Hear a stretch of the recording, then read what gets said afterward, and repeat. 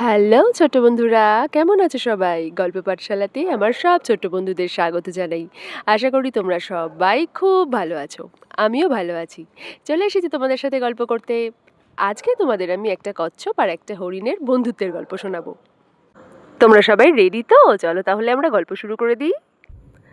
অনেক কাল আগে এক গভীর জঙ্গলে বেশ কিছু পশু পাখি মিলেমিশে বাস করত। কিন্তু তাদের মধ্যে একটা হরিণ ছিল, যে কিন্তু সবার থেকে আলাদা থাকতো। কারণ সে সবার থেকে খুব জোরে দৌড়তে পারত। এখান থেকে ওখানে সে হাওয়ার গতিতে ছুটে বেড়াতে পারত। সবার থেকে খুব জোরে দৌড়তে পারত বলে তার নিজের খুব অহংকার ছিল, আর তাই সে সবার সাথে বন্ধুত্ব করত না। একদিনকে হরিণটার খুব জল পিপাসা পেল। সে এক ছুটে একটা নদীর কাছে চলে গেল। তারপর সেই নদী থেকে সে প্রাণ ভরে জল খেল। আহ, কি শান্তি! জল খেয়ে সে চলেই যাচ্ছিল। এমন সময় একটা কচ্ছপ হরিণকে ডাকলো। ও হরিণ ভাইয়া, কেমন আছো? অনেকদিন পর তোমায় দেখলাম। হরিণ বলল, আমি তো বেশ আছি, তোমার কি খবর? কচ্ছপ বলল, হ্যাঁ, আমিও ভালোই আছি গো। আসলে অনেক দিন ধরে তোমাকে একটা কথা বলবো ভাবছিলাম। হরিণ বলল, আমাকে? কি কথা? বলছিলাম যে আমি আর তুমি কি দুজন ভালো বন্ধু হতে পারি? এ কথা শুনে হরিণ হো হো করে হাসতে লাগলো। কি বললে? তুমি হবে আমার বন্ধু? তুমি থাকো জলে আর আমি থাকি ডাঙায়। তুমি কত আস্তে আস্তে চলো আর আমি চলি হাওয়ার গতিতে। এমনিতেই আমি কারোর সাথে বন্ধুত্ব করা পছন্দ করি না, তার মধ্যে তোমার সঙ্গে আমার কোনো মিলই নেই। তুমি আমার বন্ধু কি করে হবে বলো? এই বলে হরিণ সেখান থেকে হাসতে হাসতে চলে গেল। কচ্ছপের মনটা খুব খারাপ হয়ে গেল। হরিণ তাকে এমন কথা বলবে সে আশাই করতে পারেনি। দিন কাটে, নতুন সকাল হয়। হরিণ প্রায়ই ওই নদীতে জল খেতে আসে, আর কচ্ছপ তাকে দূর থেকে দেখে, কিন্তু কখনোই হরিণের কাছেও যায় না আর তার সাথে কথাও বলে না। একদিনকে নদীর ধারে খুব কাদা হয়েছিল। জল খেতে এসে বারবার হরিণের পা কাদার মধ্যে আটকে যাচ্ছিল, আর সে কিছুতেই জল খেতে পারছিল না। দূর থেকে কচ্ছপ এটা দেখছিল, আর তার খুব খারাপ লাগছিল যে হরিণ কিছুতেই জল খেতে পারছে না। সে চলে যায় হরিণের কাছে তাকে সাহায্য করতে। হরিণ ভাইয়া, আমি দূর থেকে দেখছিলাম কাদাতে তোমার পা খালি আটকে যাচ্ছে, আর তুমি কিছুতেই জল খেতে পারছো না।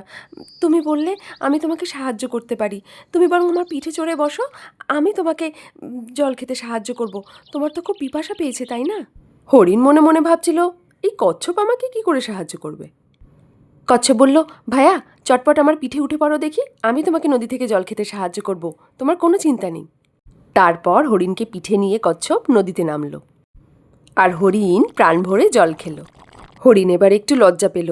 সে কচ্ছপের কাছে অনেকবার করে ক্ষমা চাইল সেদিনের ব্যবহারের জন্য, আর আজকে তাকে এইভাবে সাহায্য করার জন্য অনেক ধন্যবাদ জানালো।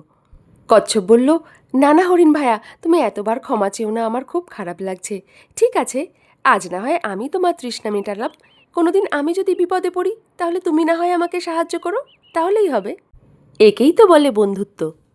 ঠিক বলেছ কচ্ছপ ভাইয়া, আজ থেকে আমরা ভালো বন্ধু। এরপর থেকে তারা খুব ভালো বন্ধু হয়ে গেল। দিন যায়, কিন্তু জঙ্গলে এক নতুন সমস্যা এলো। নদীর জল একেবারে শুকিয়ে যেতে লাগলো, আর গাছপালাগুলোও সব মরে যেতে থাকলো। সবাই খুব ভয় পেয়ে গেল, কি করে তারা এখানে থাকবে। তারা ঠিক করলো খুব শিগগিরই তাদেরকে এক অন্য জঙ্গলে যেতে হবে, এখানে থাকলে তারা মারা যাবে। বেশ, তাই হোক, কিন্তু সবাই তো না হয় তাড়াতাড়ি চলে যেতে পারবে। কিন্তু কচ্ছপ ভায়া, সে তো খুব আস্তে আস্তে চলে, তার কি হবে? এই জঙ্গল পেরিয়ে অন্য জঙ্গলে যেতে তার তো অনেক দিন সময় লেগে যাবে। তখন হরিণ এক বুদ্ধি বার করলো। সে সবাইকে ডেকে একটা বড় কাপড় জোগাড় করলো। তারপর সেই কাপড়ে কচ্ছপকে ভালো করে মুড়িয়ে নিল, ঠিক একটা ব্যাগের মতো করে। তারপর তারা তাড়াতাড়ি করে সবাই মিলে রওনা দিল। বেশ কিছুক্ষণ পর তারা একটা নতুন জঙ্গলে চলে এলো। এখানে চারিদিকে সবুজ গাছপালা আর নদী ভরা জল। ব্যাস, আর কোনো অসুবিধা নেই।